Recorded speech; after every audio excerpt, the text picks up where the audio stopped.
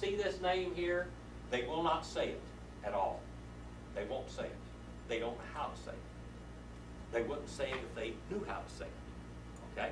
Now they point it. And point it means is they put vowels on everything.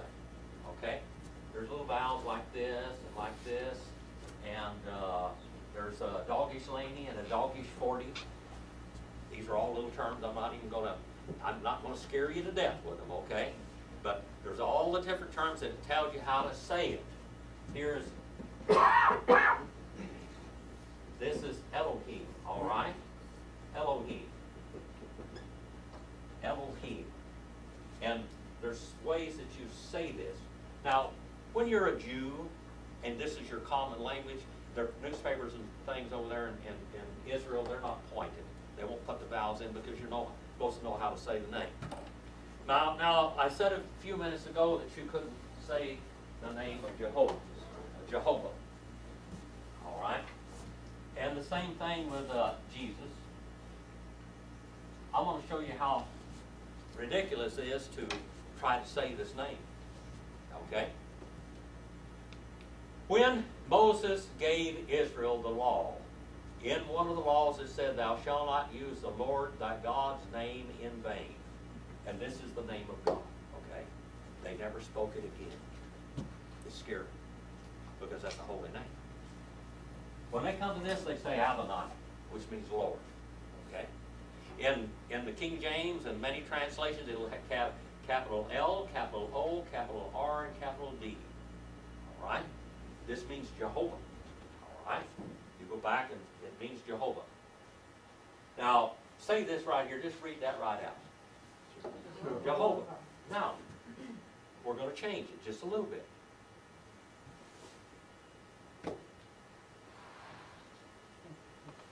Now try to say it. You didn't know what's there now. You know what's there. Now you try to say that. It ain't going to work, is it? All right? Now say this name.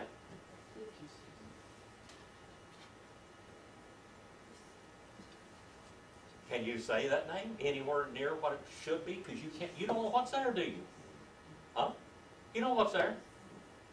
If you didn't know what was here, how could you say that? Now the Jews today, they don't know what's there. And so they leave it alone. And we just try to say his name all the time. But when we come to the name Jehovah, we know that is the name of God. Okay? And we know it's a holy name. All right? Anybody learn anything with that? All right, now all of these things we're going to learn from Hebrew. Now Genesis 1 and 1. Genesis 1 and verse 1. All right? Now I can't read this like a Hebrew can. But yes, Brother Mike. Are there vowels in Hebrew? There are vowels that have been used. They explain how to say it. Now there are two different schools of thinking. We have the modern Jews. They pronounce things differently than the old Hebrew grammars, biblical grammars. All right. This one here is by Kyle Yates. Okay. Now, if you go in here, it's not going to say thou or a wow. It's going to say wow. Okay. And it's going to, for several hundred years, the biblical Hebrew was made out of grammars like this. And then the modern Jews, when did Israel become a nation? 1948. All right. Since then, they started using their language and everything. And Brother Hubbard used to say they speak Yiddish. It's not real Hebrew. But if you listen to a Hebrew rabbi today, or I've got a tape here of one that will let you hear what it sounds like now. I want you to just listen to this just a little bit, so you'll see what it sounds like. I played it some last week. Chapter 1 and verse 1. This will be Hebrew reading. I will be giving the chapters as a Hebrew rabbi reads this, so you can follow along. This is Genesis 1, chapter 1. כי ברא אלוהים את השמיים ואת הארץ, והארץ הייתה תוהו ובוהו, וחושך על פני תהום, ורוח אלוהים מרחפת על פני המים. ויאמר אלוהים, יהי אור, 24. Vayara Elohim et ha'or kito. Now that's his native language. Now the whole story today is how did they pronounce that language? Want me not be honest with you? We don't know. I know it both ways. I know it the way the Hebrew grammar is teaching, and I know the way the Jews speak it today. Okay? We will basically try to say it like they say it today. All right? To just forego the argument of it. Okay? We're just going to speak it like the Jews would speak it today, so to speak. But the most important thing about the book of Genesis is the translation of the book of Genesis. The Jews today believe in evolution. They believe that God created a chaos and brought order out of that chaos. The Bible teaches that God created everything perfect, and it became disordered by the person of Satan, Lucifer. All right? You look at our chart up there, you'll see all the way back there, Isaiah 14, 12 through 15, Ezekiel 28. You go back there and you see what happened. God created a perfect earth, and then it became formless and void. Now let's read together Genesis 1 and verse 1. This is, you go back in eternity, past, and this is one place in eternity. Let's say Barashith. Barashith. All right, can you say that? Barashith. All right. That means in beginnings, plural. It's not singular. John 1:1 says NRK. NRK means in the absolute beginning. That is as far back when only God existed. John 1:1. Genesis 1:1, it means in one of the beginnings. In one of the beginnings. All right. Back there. It comes from a Hebrew word, rosh. All right. This is where it comes from. Rosh. That's the Hebrew word. Barashith comes out of that, all right? Rosh. And it means head or beginnings, all right? In one of the beginnings, all right, it says bara, all right? That's third person, masculine, singular, perfect tense. In one of the beginnings, created, all right, finished. It's done. I used to use an example when I used to build guitars years ago, 40 years ago, I guess. Worked on a lot of Buck Owens guitars, Merle Haggards, and we built a lot of Mosrite guitars and rebuilt a lot of them. And a guitar wasn't finished until it was polished, painted. You could play it, you polished it, it toned, it shined exactly right, and it was ready to go out the door. That means it was finished. Finished. And it wasn't finished until it was finished. Okay? Now, the word right here means that it was ready to go out the door. It was polished, completed. The word bara means to cut, to polish, to finish in every way. And it's perfect tense. And the perfect tense in any language means what? It's completed. It's not in a state of being created, but it's completed. Okay? In one of the beginnings, or in beginnings, you have to explain what it means because it's plural. In beginnings, created, and then it says Elohim. That's this word right here. Elohim. And that doesn't work very well. Elohim. Can you say Elohim? Elohim. That's one of the names of God. This is the name for the whole Trinity, by the way. Elohim. Comes from El. All right, that's El. That means God, and then Haya and Im. On the end of it, there's a singular in Greek and in Hebrew. There's a duel. Duel means what? We had a duet up here a while ago, didn't we? How many people were up here? Two. All right. All right. Now, if we'd have had three up here, we'd have had plural. In Hebrew, it's singular, it's duel, and it's plural.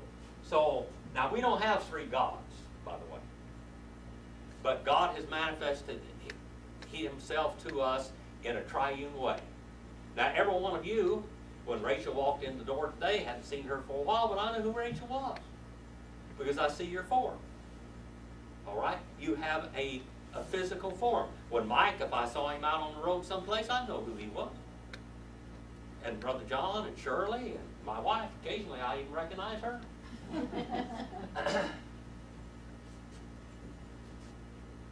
We have form. That form, it says, Kahalogos sarxageno, and the Word became flesh or became form. When God created us, and we're going to get over that a little bit further in the book of Genesis, it said He created us in His blood-flowing image, likeness. It said He created us in His shadow-casting likeness and His spiritual likeness, okay?